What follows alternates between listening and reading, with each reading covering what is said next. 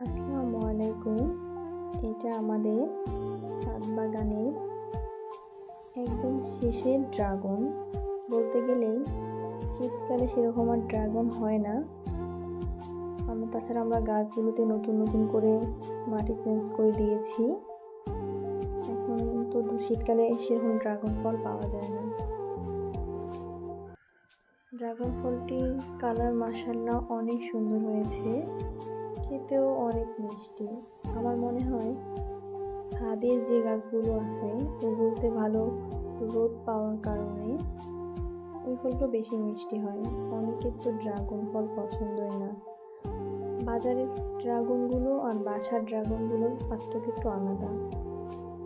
কেনাগুলো অতটা ভালো লাগে না, কিন্তু নিজের গাছে ড্রাগন লাগিয়ে দেখবেন খুবই টেস্ট হয় বাজারগুলোর থেকে।